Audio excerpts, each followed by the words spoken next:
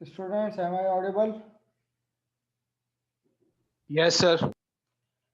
अच्छा स्टूडेंट्स, यहाँ पर एक ब्लॉक ऑफ कोड को ज़रा देखो एक नज़र, ये वाला। इससे तुम लोगों को क्या समझ में आ रहा है कि ये सिंपल एक वो क्वेश्चन है जो कि जिसमें क्राइटेरिया सेट हो रहा है। सही है। अब अगर मुझे बताओ कि क्या ये वाला कोड हम स्विच केसेस से कर सकते हैं या नहीं, सिर्फ इतना बताओ। क्या ये इम्प्लीमेंटेशन हम स्विच केसेस से कर सकते हैं या नहीं?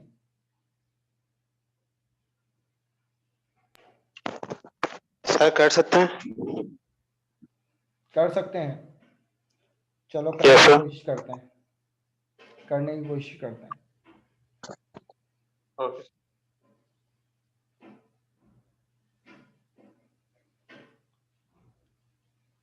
देखो, यहाँ पर यूजर से इनपुट लिया जा रहा है।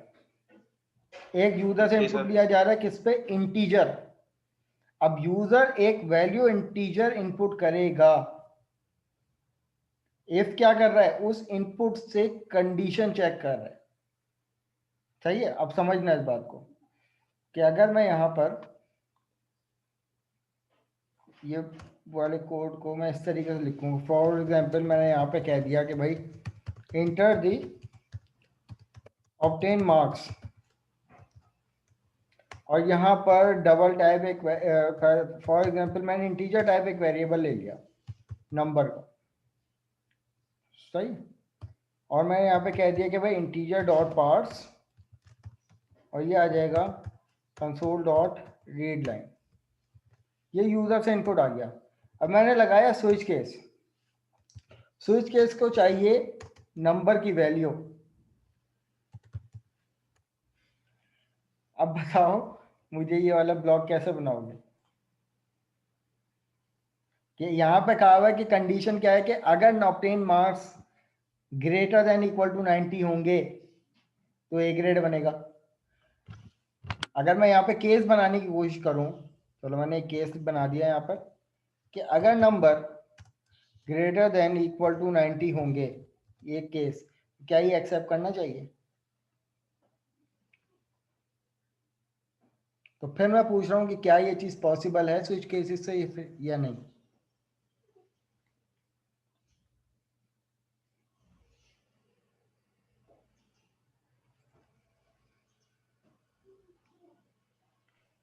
सर अगर हम केस 1 में 90 देते हैं और नीचे कंसोल डॉट राइट लाइन में वो ए ग्रेड प्रिंट कराते हैं, क्या ये इस तरह काम नहीं हो सकेगा? और अगर मैंने 95 दे दिए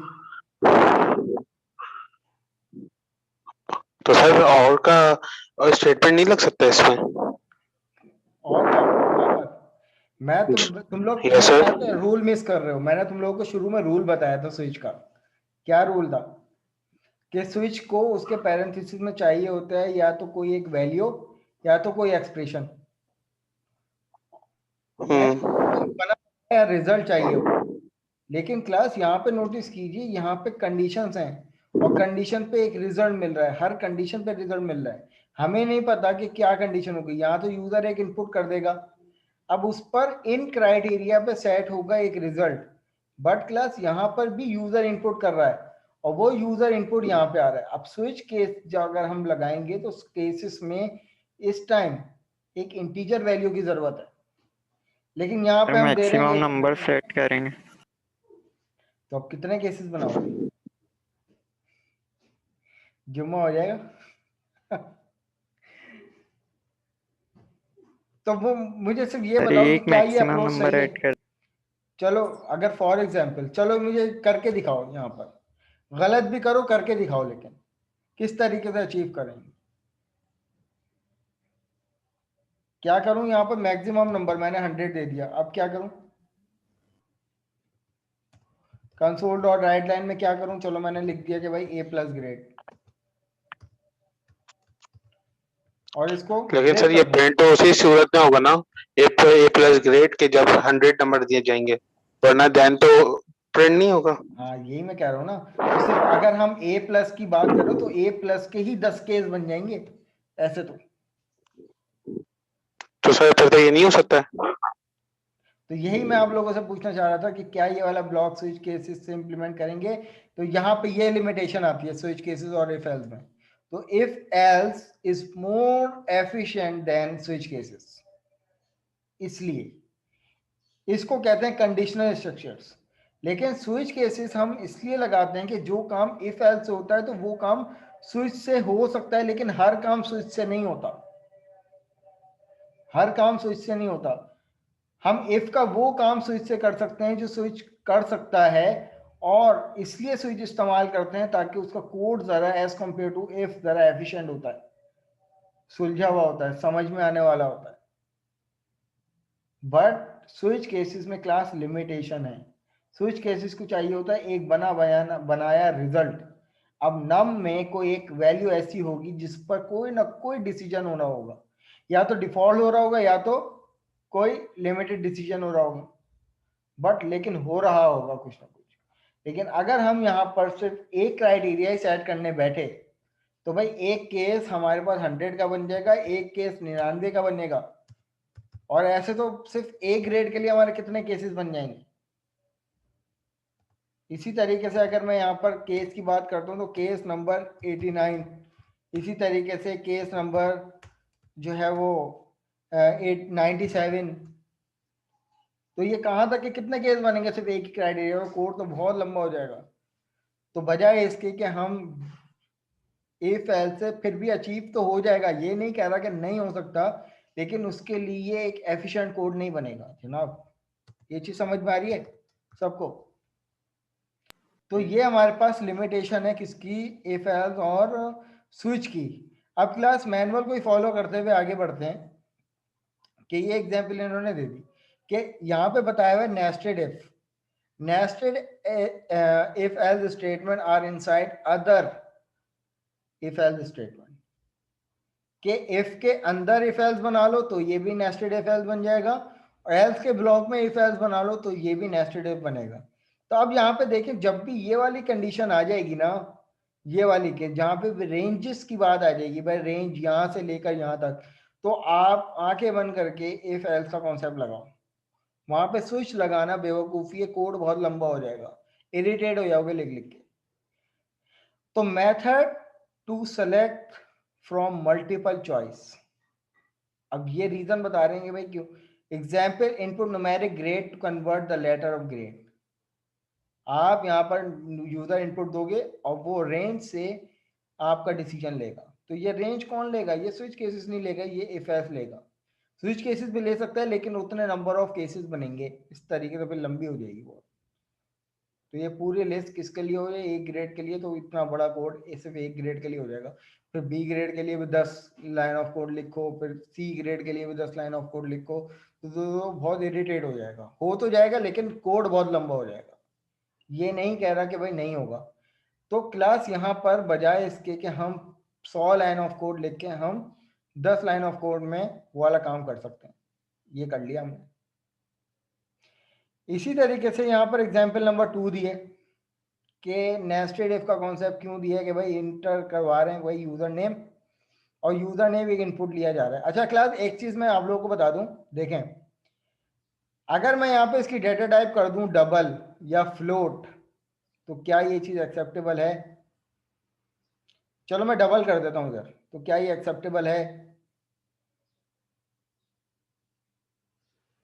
सर स्विच में स्विच में जी नहीं सर, नहीं होना एक्सेप्टेबल। हाँ, क्योंकि देखो स्विच केसेस में एक लिमिटेशन ये है कि आप डबल टाइप की वैल्यू नहीं दे सकते, यहाँ पे ये एरर दे देगा, क्योंकि स्विच एक्सप्रेशन और case level must be bool, character, string, integral, enum या कॉरस्पॉन्डिंग नलेबल टाइप होनी चाहिए। इसके अलावा ना तो ये फ्लोट एक्सेप्ट करेगा, ना तो ये डेसिमल एक्सेप्ट करेगा। क्यों? क्योंकि इसमें प्रिसिशन आ जाती है। कंपाइलर इसमें साफ लफ्जों में विजुअल स्टूडियो इसको नेग्लेक्ट कर रहा है, स्विच केसेस में अलाउ ही नहीं है ये चीज, तो ये लिमिटेशन है। जबकि इफ एल्स में कोई लिमिटेशन नहीं है, इफ एल्स में आप जो मर्जी आप जो है वो कंडीशन के तौर पर वैल्यू को यूज करो, ऐसा ही होता है ना। तो एक लिमिटेशन ये है। अब यहाँ पर एग्जाम्पल इन्होंने क्या की कि भाई यूजर से इनपुट कर रहे हैं यूजर नेम, और यूजर नेम के वेरिएबल में यूजर से स्ट्रिंग इनपुट ले रहे हैं। अब यहाँ पर इन्होंने क्या कह दिया कि भाई नेस्टेड इफ का कॉन्सेप्ट क्यों लगा है। अब मुझे एक बात तो ये देख के बताओ कि भाई ये नेस्टेड इफ है भी या नहीं। हाँ बिल्कुल है, क्योंकि इसकी बॉडी, इफ की बॉडी बनी हुई और बॉडी के अंदर इफ का ब्लॉक है। अब देखो यहाँ पर पहली कंडीशन क्या दी जा रही है कि यूजर नेम या तो फुरकान होना चाहिए जिसका एफ कैपिटल है, या तो फुरकान होना चाहिए जिसका स्मॉल है।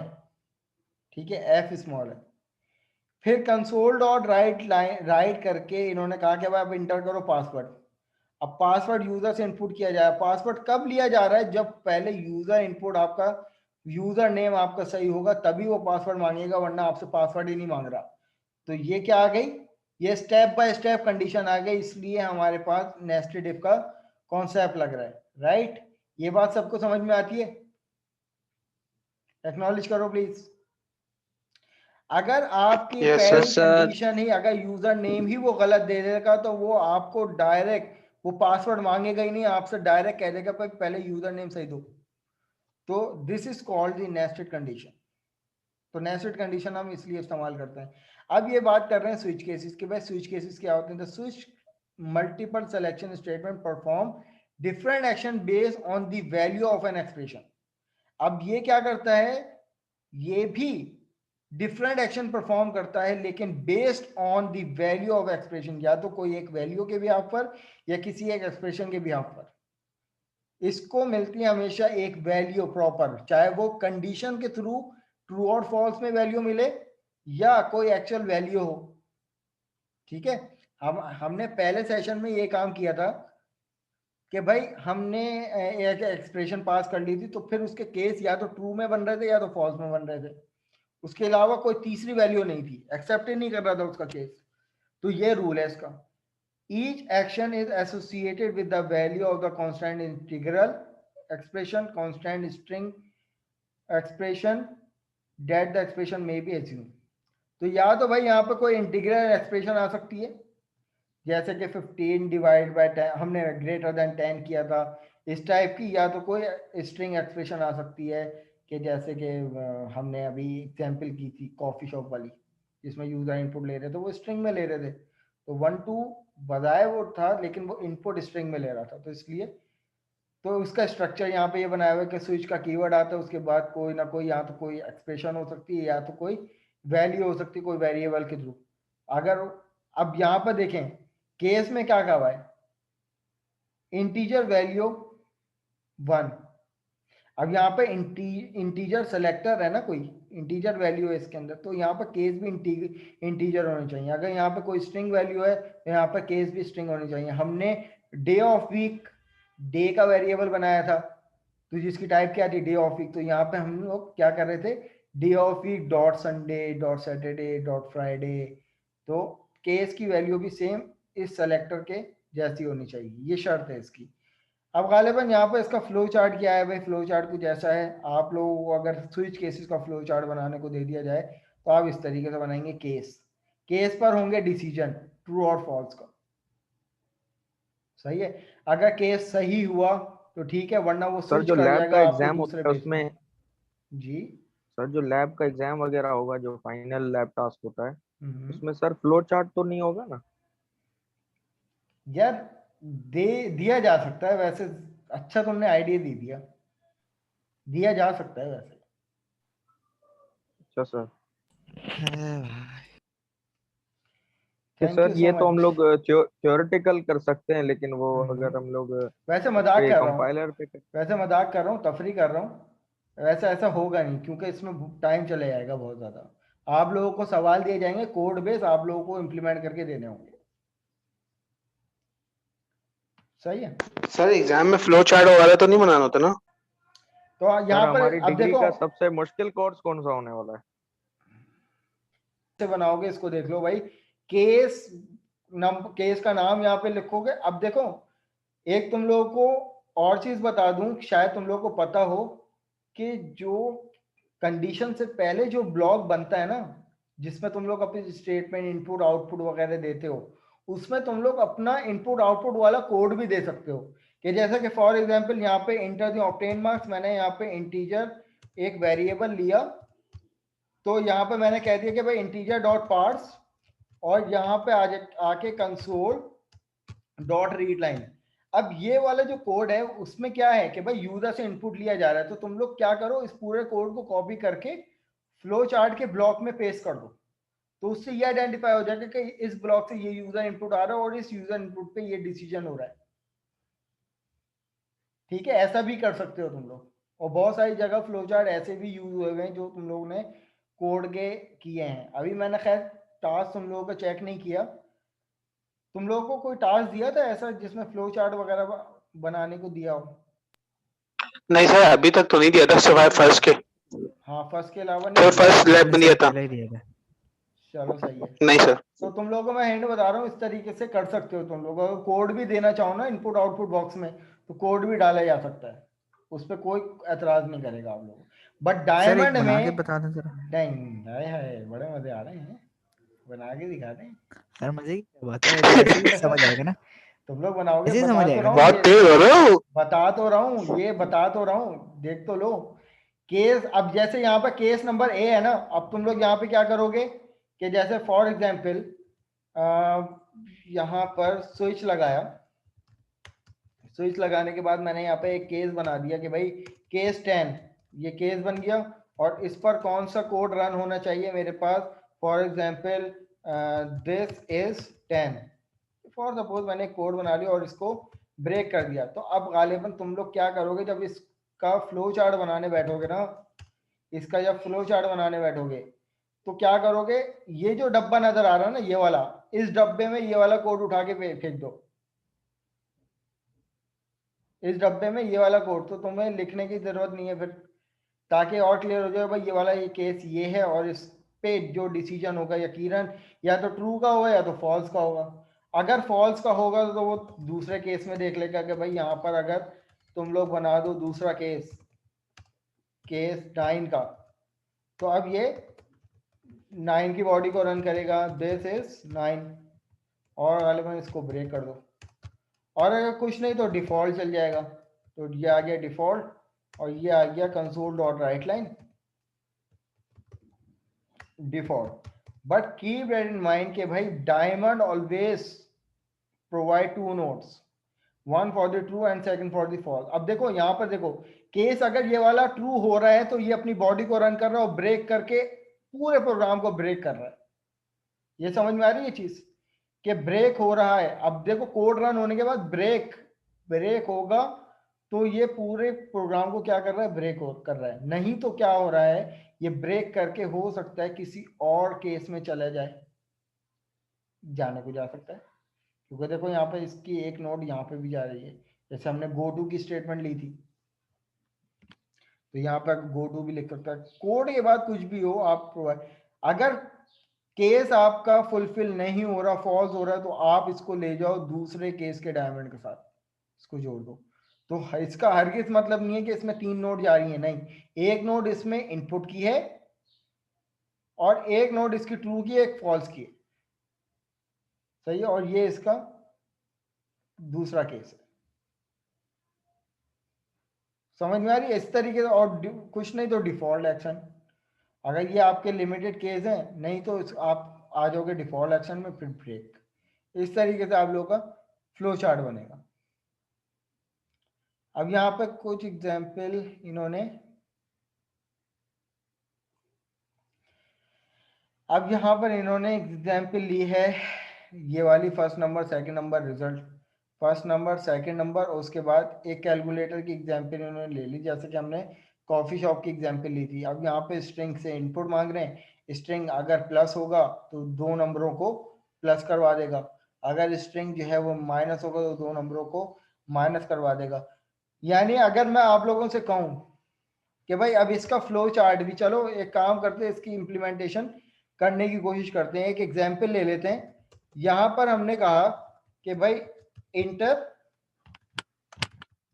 नंबर 1, इंटर नंबर 1, और उसके बाद कंसोल, और यहां पर मैंने एक इनपुट ले लिया double num1 equal to double dot parse, और इसके अंदर यूजर से इनपुट ले लेंगे कंसोल डॉट रीड लाइन। ठीक है जनाब, यहाँ से इसी को कॉपी कर लेते हैं और नेक्स्ट लाइन में पेस्ट कर लेते हैं। ये दूसरा इनपुट आ गया मेरे पास, इंटर द नंबर 2, और इस वेरिएबल को मैं कह देता हूँ नंबर 2। अब ये दो इनपुट हैं जो कि नंबर हैं। अब इनको मुझे स्विच में नहीं रखना, स्विच की बॉडी में मुझे इंप्लीमेंट करवाना है, लेकिन एक्चुअल जो स्विच में जो मेरे पास यूजर इनपुट जाएगा वो जाएगा स्ट्रिंग, कि मैं यहाँ पे कह देता हूँ कि please enter the operation by enter plus for add, multiplication, minus या डिवाइड। अब यूजर जो इनपुट करेगा वो इनमें से कोई स्ट्रिंग करेगा, तो मैंने यहाँ पर ऑपरेशन के नाम से कोई वेरिएबल ले लिया और उसमें यूजर से इनपुट ले लिया कंसोल डॉट रीड लाइन, ये आ गया यूजर इनपुट। अब हमने लगा दिया स्विच केस, और स्विच केस में हमने इसके पैरेंथेसिस में कह दिया कि भाई ऑपरेशन, अगर, और पहला केस बनाया किसके लिए, प्लस के लिए। प्लस का केस क्या बनेगा, अब हमने यहाँ पर एक और वेरिएबल डिक्लेयर कर दिया, ग्लोबल वेरिएबल रिजल्ट के नाम से, और उसको इनिशियलाइज करवा दिया 0 से, क्योंकि रन टाइम पे वैल्यू इसमें जाएगी तो हमने इनिशियलाइज करवा दिया 0 से। अब इसके अंदर हम क्या कह रहे हैं कि भाई जो रिजल्ट है उसमें num1 प्लस हो जाए num2 के साथ, और उसके बाद प्रिंट हो जाए।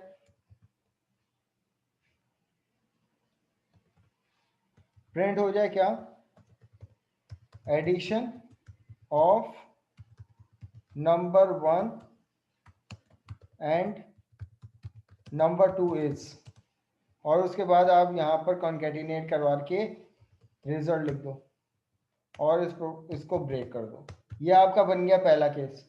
अब आप यहाँ पर इसी को कॉपी करो, सॉरी कॉपी कर लो यहाँ पे, और यहाँ पे आके ये माइनस का केस, ये मल्टीप्लाई का केस और ये डिवाइड का केस, मैं यहाँ पर केस को कर देता हूँ। यहाँ पे ये आ गया माइनस और ये आ गया मेरे पास माइनस, और मैं इसको कह देता हूँ कि भाई subtraction of number 1 and number 2 is this. अब इसको कह देता हूँ कि भाई मल्टीप्लाई, और इसको गालिबन कह देता हूँ डिवाइड। तो ये एक सिंपल कैलकुलेशन मेरे पास कैलकुलेटर बन जाएगा। ये आ गया मल्टीप्लाई और ये आ गया मेरे पास डिवाइड। तो इसको मैं कह देता हूँ multiplication of number 1 and number 2, division of number 1 and number 2। नहीं तो इसके अलावा अगर कोई यूजर ने कोई अनसेंड वैल्यू दी तो मेरे पास यहाँ पर क्या आ जाए, डिफॉल्ट केस, और इसको भी ब्रेक कर दें। ठीक है, अब मुझे क्या करना है कि सबसे पहले इसको चेक करना है कि भाई मेरा प्रोग्राम सही रन भी हो रहा है या नहीं। अगर मैं अपनी एप्लीकेशन में मैंने इंटर कर दिया 2, इंटर कर दिया 4, अब यहाँ पे अगर मैं प्लस देता हूँ तो यहाँ पे मुझे कह देगा कि भाई addition of number 1 and number 2 is 6। 2 और 4 6 होते हैं। अपनी एप्लीकेशन को दोबारा से रन कर लेते हैं। मैंने यहाँ पे दे दिया मैंने यहाँ पे दे दिया 4, यहाँ पे दे दिया 2, और जब मैं इन दोनों को क्या करवाता हूँ मल्टीप्लाई, तो यहाँ पे देखो मल्टीप्लिकेशन ऑफ 2 नंबर है, नंबर 1 एंड नंबर 2 इज 8। इसी तरीके से अगर मैं कोई रॉन्ग एंट्री दूंगा तो ये डिफॉल्ट केस चलाएगा। अगर मैंने XYZ कोई गलत दे दिया वैल्यू, यहाँ पर मैंने 2 दिया, यहाँ पर 3 दे दिया, और यहाँ पर मैंने कोई गलत वैल्यू दे दी, तो यहाँ पे कहेगा डिफॉल्ट केस। और अगर मैं यहाँ पर पहला यूजर और दूसरा यूजर ही कोई गलत वैल्यू देता हूँ तो भाई आप उसको ट्राई कैश के ब्लॉक में बाइंड कर लो। अब इसका फ्लो चार्ट किस तरीके से बनाओगे जनाब, इसका फ्लो चार्ट कैसे बनाओगे। अब ये मेरे पास क्या आ गया, यूजर से इनपुट। अब इस पूरे कोड को बाइंड कर लो, कोशिश करते हैं इसके फ्लो चार्ट को इंप्लीमेंट करने की, किस तरीके से आप लोग बना सकते हो।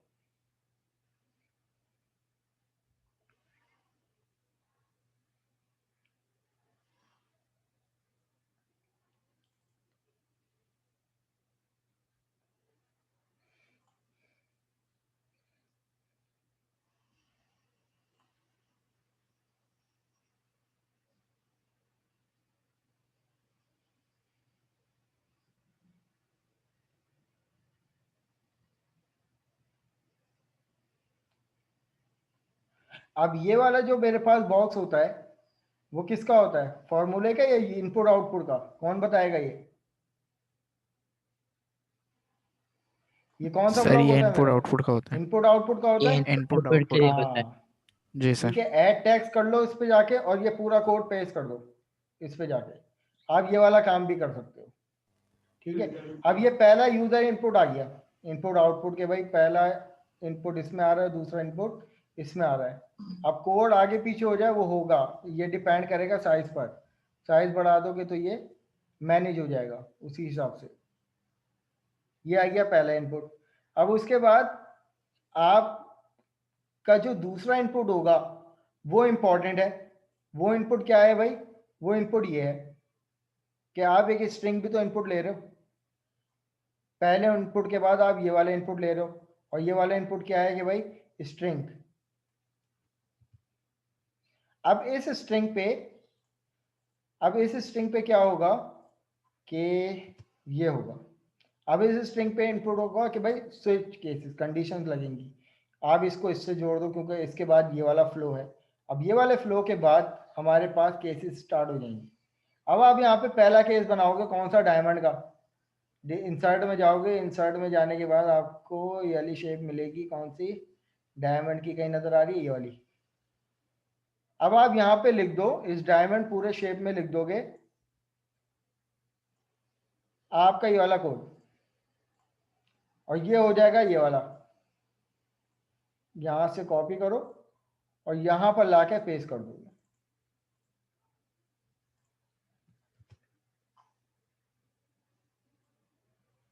सही है। अब यहाँ पर आप इसके टेक्स्ट का कलर, वो फॉन्ट जो है वो छोटा कर दो तो ये इतना विजिबल हो जाएगा भाई आ जाए।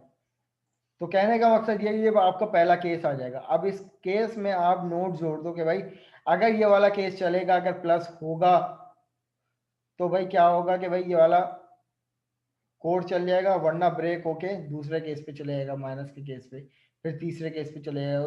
इसी तरीके से मल्टीपल आपके पास डायमंड शेप बन जाएंगी, और इस तरीके से आप अपने प्रोग्राम को जो है ना वो आप लोग का पूरा फ्लो चार्ट आप लोग क्रिएट कर सकते हो इस तरीके से। ये तो इतना लंबा हो जाएगा। नहीं लंबा होगा नहीं, लंबा नहीं होगा इतना ज्यादा। आप इस चीज को नोटिस करो ना, इस फ्लो में चलते वो तो हुए जब चलो। बनाने बैठेंगे तब पता चलेगा। मैंने तुम लोगों को कहा है ना कि रफ पेंसिल से पहले बनाओ, हैंड रिटन। केस में ये वाला केस डालो, अगर ये केस ट्रू है तो इसकी कंडीशन चला दो, और फिर ब्रेक करके एंड पोजीशन पे ले आओ, नहीं तो फिर क्या ले आओ, दूसरे केस पे ले आओ। फिर इसी तरीके से नंबर ऑफ केस पे चले आएंगे, अगर वो ट्रू हो रहे हैं तो ठीक है, वो कोड चलने के बाद ब्रेक हो जाएगा, नहीं तो फिर डिफॉल्ट केस चला दो, डिफॉल्ट केस चलाने के बाद फिर वो ब्रेक हो जाएगा। ठीक है, ये हो जाएगा इंशाल्लाह ताला, टेंशन ना हो। तो ये हमारे पास यूजिंग मल्टी लाइन लेवल्स हमारे पास ये हैं कि भाई अगर हमारे पास एक ही कंडीशन हो और उस पर मल्टीपल कंडीशन हो बट उस पर कोड एक ही जैसा हो, तो हम इस तरीके से केस बनाते हैं जैसे हमने सैटरडे संडे के लिए बनाया था। अच्छा जनाब, अब ये कुछ सप्लीमेंट्री क्वेश्चन है, इनको अपने पास ज़रूर इम्प्लीमेंट करना ताकि कॉन्सेप्ट और मजीद क्लियर हो जाए, और देन उसके बाद वरना आपकी एक्सरसाइज ये थी। लेकिन अब आप लोगों को एक्सरसाइज जो करनी है वो ये वाली नहीं करनी, वो एक वो ही आपने क्वेश्चन बता करना दिया है। हमने क्या करना हाँ है। ठीक है भाई, सबको समझ में आ गया। जी। सर फिर से बता दो।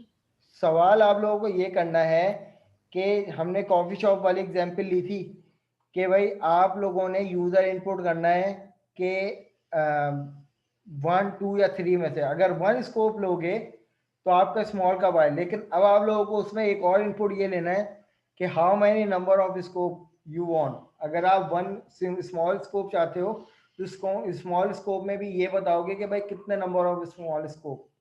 तो आपने जितने नंबर ऑफ स्मॉल स्कोप दोगे यूजर इनपुट, तो वो 25 के हिसाब से उतने नंबर ऑफ वो उतने नंबर की कॉस्ट जो है वो जनरेट करके आपको दे दे। इसी तरीके से मीडियम के लिए भी, इसी तरीके से लार्ज के लिए भी। और आप लोगों ने नेट अमाउंट जनरेट करके दे दी।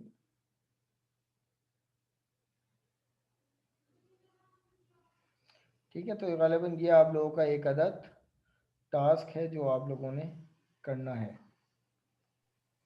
Sir last date of submission कल रात की ही है।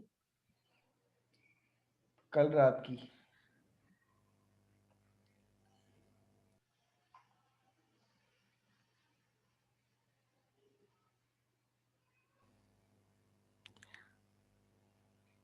फ्लो चार्ट तो पेपर वर्क ही देंगे ना आपको।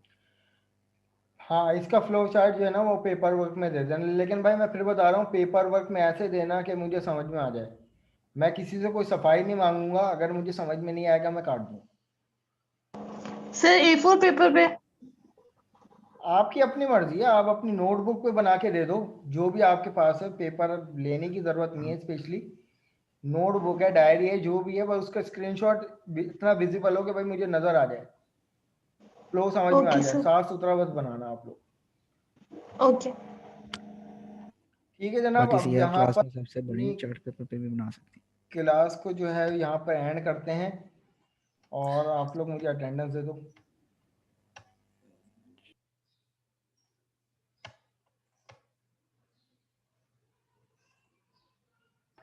सर ये स्क्रीन शेयर कीजिएगा, लास्ट वाली जो आपने कोड करवाई थी ना।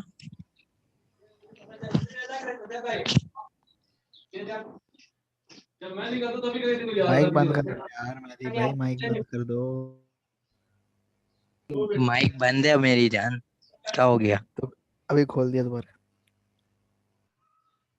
माइक के लिए खोला है कि माइक बंद है? सर आपको बार बार म्यूट कर रहे हैं, फिर खोल लेती हो।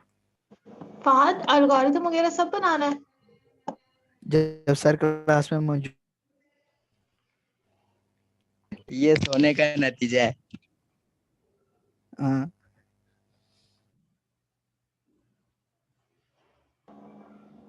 सर सबको म्यूट कर करके थक जाएंगे।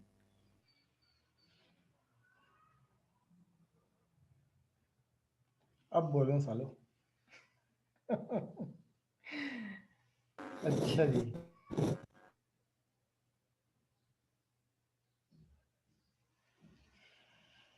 तो जनाब आप अटेंडेंस दे दो तुम लोग, और जिसका नाम आ जाए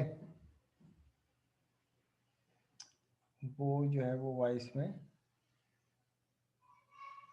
कह सकता है।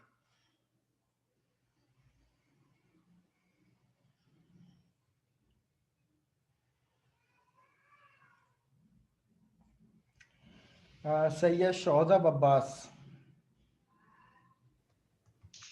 सर आई थिंक हमारी क्लास की अटेंडेंस शीट नहीं है। मैं भाई हमारी हमारी क्लास की है, क्लास क्या की हो है गया? भाईजान, क्या दूसरे हो गया? नंबर पे देखो, तीसरे नंबर पे मेहदी भाई हैं, आपने उसको क्लास से अच्छा बाहर कर जी, दिया। मोहम्मद मुनीब, सॉरी मुबीन, प्रेजेंट। मोहम्मद मुबीन। अच्छा जी, मेहदी अली करीमी, मेहदी। अब माइक नहीं खोल प्रेजेंट रहा। सर। यार कॉल आई हुई थी। Present sir.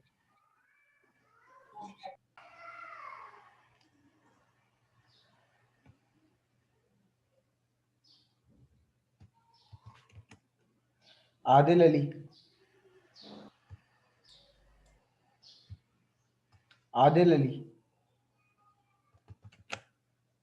उस्मान हयात,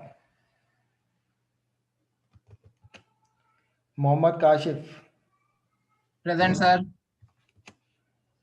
Ahmad Ali Khan. Present sir. Present हो? वाह भाई। जी सर शान गुल, प्रेजेंट हुई। Shan Gul. Hina, present sir. Aliyan Iqbal, Shayan Khan, sorry present Sayam sir. Khan, Sayam. Present sir. Ahmed Mahmood, present. Adil Khan, Adil Khan. Sir उन्होंने प्रेजेंट लिखे चैट बॉक्स में। चैट पे बता देना भाई जिसका नाम आ जाए, देखते रहो। एहसन इकबाल, कायनात। प्रेजेंट। देखा मैंने क्या कहा था, क्या कहा था बिल्कुल मैंने? सही कहा था। प्रेजेंट के टाइम तो सर भाई क्या था? प्रेजेंट। वरना सर ने 7 कहा से था ऊपर हमारा आता पे है। CR नेट इशू ऑफलाइन नहीं रहता होता है। सर। शायान अली, हाँ, और 10 डेज के बाद नेट नेट इशू इशू नहीं होता। शायान अली, सर मैं आपको सही बता दूं, मेरे घर पे सच में 12 बजे लाइट जाती है, आप चाहें तो चेक कर लें नहीं आके। मैं कुछ नहीं चाह रहा। शायान खान, शायान अली, भाई ये मीटिंग एंड होने वाली है, वो लोग ज्वाइन कर लें जिनकी अटेंडेंस ना लगी हो।